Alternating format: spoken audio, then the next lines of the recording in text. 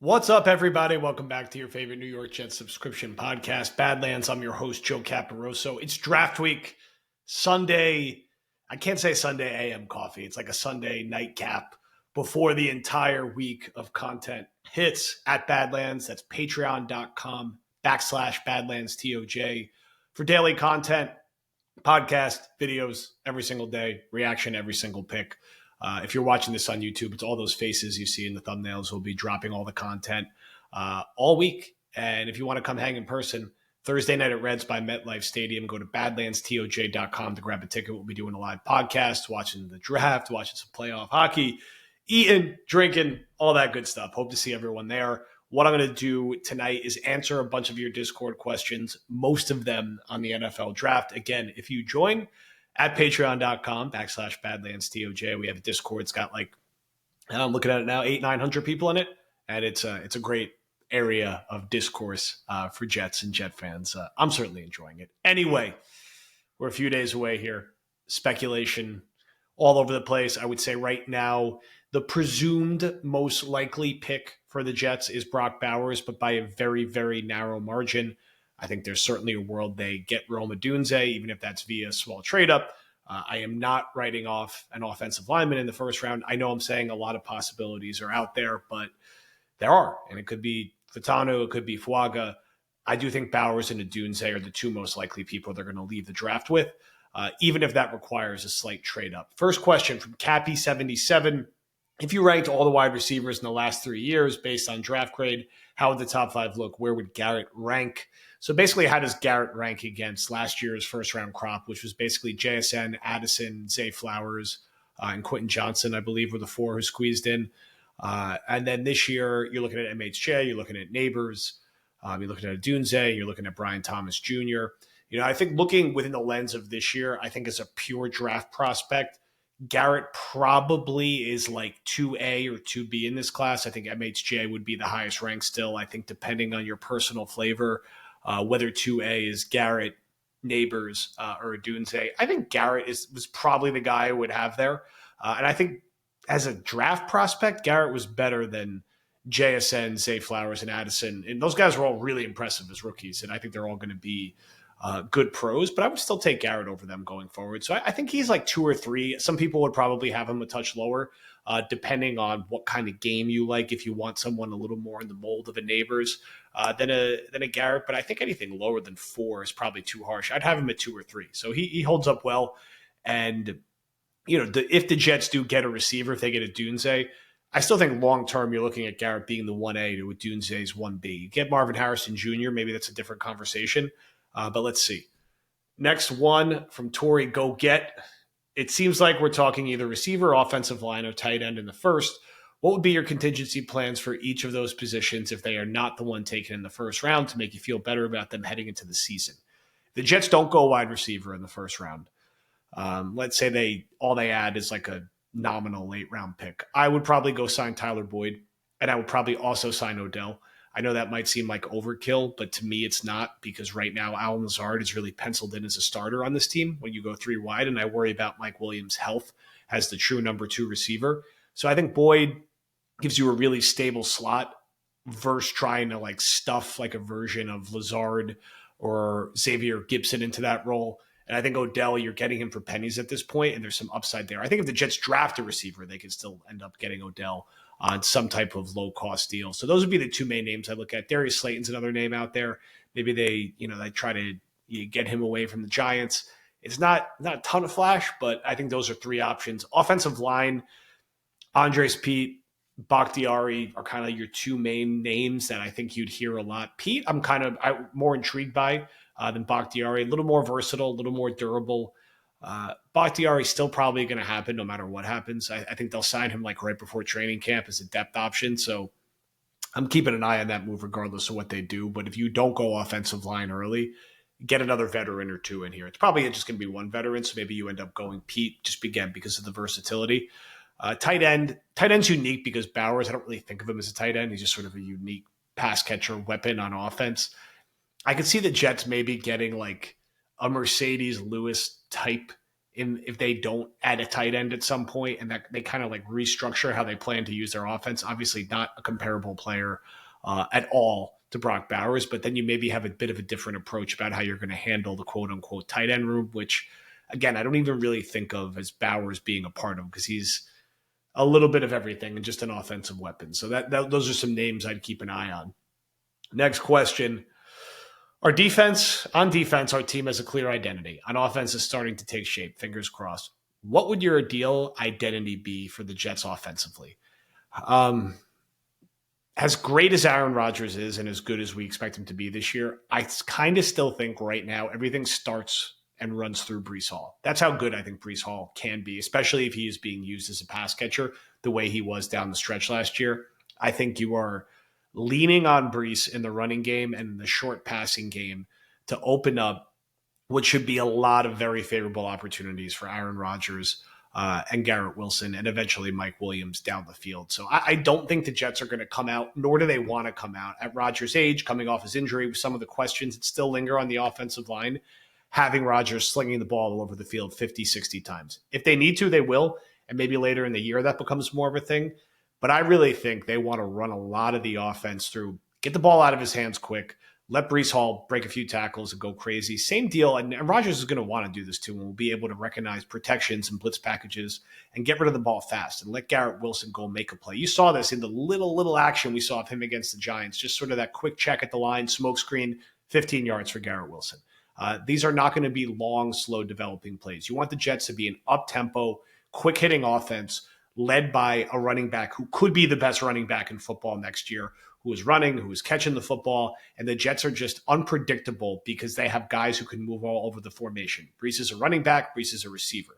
Garrett Wilson's outside, Garrett Wilson's in the slot. Hypothetically, Brock Bowers is at tight end, he's in the slot, he's split out wide. Then you have Mike Williams just jetting down the sideline for a nine route once a quarter, and he's either going to draw pass interference or make a big play. That's kind of what you want to get towards. I think, again, all things lead towards a lot of Breece Hall running behind AVT and Simpson and Tyron Smith, and a lot of quick releases for Aaron Rodgers. So he's not sitting back there for a prolonged period of time. Next question, what would be your dream round one? Mine would be trading up to 4 or 5 for MHJ. I'd be willing to give up next year's 1 and even more if needed. I think the only scenario the Jets are trading up for MHJ is if he doesn't go in the top 4, can you get from 10 to 5? I think the max they would give up is just next year's 1, which is, it's a steep price. I don't think it'd be any more than that. My mind, the more pragmatic trade up will be 10 to 8, for a Dunze. And does that cost you like your 3 and a pick next year? Does it cost you your 2 4s? Be interesting to see what that collection of picks ends up being. I mean, just about any scenario they leave with MHJ, Neighbors, or Dunze, I'm going to be ecstatic with. And I don't mind giving up some capital on a trade up because of the lens that the Jets need to win on, and they're not going to have to go too far. I think the furthest you would ever go is 10 to 4, but I don't even know if that ends up being it. I think it's 10 to 5 or 10 to 8 are the two things we're looking at. That's what I would be the most excited about. Perfectly fine. I mean, I'd be thrilled that they're able to stay at 10 and get a Dunze. I'm perfectly fine if they stay at 10 and get Bowers or Furtado. I like the thought of being aggressive to go get the playmaker to put opposite Garrett Wilson and to make life easier on Aaron Rodgers, and I think that's their only trade-up scenario if that's what they're going to do. Next one. If you can move up the draft board using both this year and next year's draft capital, where would be your exit in the draft and how many players would you want to leave with? Be your ideal draft haul. This is from Jay Hayes 27. I'm perfectly fine with the Jets leaving with only 5 or 6 players this year. I think once you get beyond that, how many of these guys are really making the roster? I liked kind of what they did the year, even if I didn't love all the players, where they didn't make any picks after round 4. And they still took, I think, 6 players that year. Squeeze your picks up to the front of the draft if you want and be aggressive in that way. So you're not overloaded with picks in round 6 and round 7. Instead, do your work with the undrafted free agents. They did fine, and they've done well in that area, actually, over the recent years. This feels like a class you don't want to leave with 10 players in. Because where are they going to go? And you saw this even a little bit last year. They draft guys like Zaire Barnes-Kuntz and Jarrett Bernard-Converse, and they didn't play at all. And they weren't a part of the team. And now those guys are rolling over to next year. And hopefully you're going to get something out of at least one of them. How many other rookies are you going to add to the mix? That's why I like them being aggressive. I have no problem with them again, if the trade up isn't in round one, packaging the 4s and the 3 to get a second rounder that you're excited about in some way, and then maybe, packaging some of the 7s to move up. Again, this is a year, if you take 5 or 6 players, I think it's okay with how the roster is constructed. And the Jets have very targeted, specific needs. It's not really a mystery here. They need a pass catcher. They need an offensive lineman. You move down to the next tier. They need an interior defensive lineman and a developmental quarterback and safety, but I feel like safety is going to be addressed in the veteran market, not this draft class. I think they're going to draft Pratt at some point on day 3 as a developmental quarterback. Interior defensive line, I'm sure they have plenty of names in mind that they're going to throw some darts at in day 3. Get your pass catcher, get your offensive lineman. Maybe Boyer gets a pick of some guy with some special team upside, and that's kind of it. You don't need to saturate yourself with off-ball linebackers late in day 3 and hybrid corner safeties that they have in recent years. Next one from Andy. If you could force a trade of any one active player on your favorite team for an active player on any other team, what trade would you make to help your team the most? And that is a tough one. I mean, ultimately, you want to think strength for strength, and it's going to bounce off the Jets draft positioning. So let's say that you're worried about offensive line, and they're going to take Fatano or Fuaga at 10. Now you really need a receiver. I would look at who's the next guy up for a big contract. Who's the next superstar you could put with Garrett Wilson? Be Justin Jefferson, right? Is he going to get paid? There's some light rumblings. He could be on the trade market. We know receivers get disgruntled. Justin Jefferson is basically as good as it gets. Justin Jefferson with Aaron Rodgers would be insane. Who do you have to give up to get him? You have to give up someone on defense where your strength is, most likely. You're not really going to maybe, if you draft a Fatano or a Fuaga, would you maybe throw them AVT and that you kind of have your backfill there? That probably would not be enough. Defensively, the only player who is probably enough is Quinnen or Sauce Gardner. And man, that would be tough. But, for Justin Jefferson, I don't know. I would kind of think about it, not with Sauce, probably more so with Quinnen, and I love Quinnen. It's more likely you would have to, it would be like an AVT and this is like crazy land talk, but that's where kind of my head goes. I would draft the offensive lineman then and go try to get Jefferson as the next guy who could potentially be traded. And then exactly what you have at receiver. I'm not trading you, Sauce. Don't worry. From Hudson Jet, everyone seems to have Chicago taking a Dunze at 9 if he's still on the board. But their left tackle and left guard both missed multiple games last season and weren't great when healthy. Do you actually think they go offensive line or look to trade back? As they only have a 3rd or 4th after number 9, they might prioritize protecting Caleb like JD is doing with Aaron. It's not out of the question. I wouldn't put it in stone that the Bears are going, receiver. I think rookie quarterback, going offensive line, or getting more picks to put around him, which for that front office is like, hey, we're taking a deep breath. We're building it the right way. We're putting a lot of young players around him. We're building it up. Whereas a Dunze kind of feels like more of a win now pick. And again, this might just be wish casting that he does just fall to 10 and the Jets could get him. But it's not totally crazy. I don't think it's a lock by any means that they would take him. So it's the right way to think about it, Hudson Jet. And we know there's going to be a surprise or two in round 1. It's not going to be chalk. It's never chalk. There's going to be a couple surprises in there. Let's see if I missed any. From Sports Physio. If Jordan Travis didn't get hurt, what grade would he likely have been? Seems like we'll draft a late round QB, and this is a chance to get a high-end talent at a low cost due to his injury. I think he's probably a 2nd or 3rd, still a 2nd rounder with the injury. I mean, it really kind of depends how you feel about his skill set and how it translates. He's certainly, I don't think he's a guy that would have snuck into the back half of the 1st round, but could he have snuck into the back half of the 2nd round? Maybe. The 2 names that we're hearing a ton for the Jets, both from fans and just from their general interest, are Pratt and Travis. I feel like Pratt is going to be a guy they take with. They stay chalk with their picks. If you ask me today, and I'll do a more formal final mock at some point this week in my day of draft article that I've been doing literally forever, with my reactions and whatever happens. I think if you ask me today, let's say they're going to get a Dunze in round 1 somehow. Maybe it's a 10, maybe it's an 8. I think they will take an offensive lineman in round 3, someone with some versatility, the best player left on their board. I think they will take Pratt with one of their 4th round picks. And then I think they'll take an interior defensive lineman with one of their 4th round picks.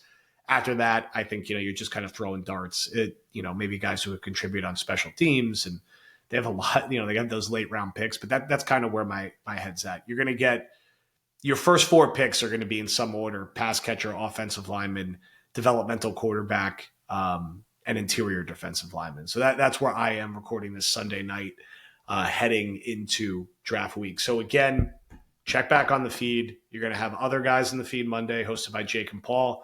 Connor and I will be back with War Room Tuesday night and his final mock and Jets predictions. Wednesday morning, Connor and I back on the feed with our normal pod. Thursday morning, draft season with Meeks and Dalvin. Dalvin's also going to have an article every day this week at Badlands on the 5 players the Jets are most likely to end up with. Thursday night, we're going to be doing the live pod at the draft party. We'll flip that on the feed too. That's where you'll get our initial reaction. And I'll tell you the timestamp if you just want to hear the initial reaction, not the sort of lead up of us talking from 8 o'clock to 9 o'clock whenever they make the pick, but both will be good. And then Friday, Connor and I will be back on in the morning, reacting to what happened in night 1, previewing day 2. Dan will drop something midday Friday to further preview and recap everything. And then we'll have reaction right after the pick and back on the feed Saturday morning again, repeating the sort of same cycle. And then Will and I will put a bow on everything on Sunday. So we'll be very busy. Very big shout out to our guy, Steve, from our old friend in the RTU days. If you go back deep in the TOJ archives, you'll see a lot of our work. And he's going to be co-hosting the primary show with me Thursday. So I'll tag him up in the bio as we get a little closer. And he's helping us line up some of the stuff we're going to do right here live on YouTube, covering the picks. So big shout out to Steve. A heady veteran when it comes to the podcast game and the live stream game that we need here at Badlands as we start doing more of that. And I'll share through some of our old links. We did the 2015 draft together, which was a fun one in New York City. Anyway, happy Sunday night, everyone. Thank you for listening. Patreon.com/BadlandsTOJ. Keep the Discord questions coming, and we will talk to you soon.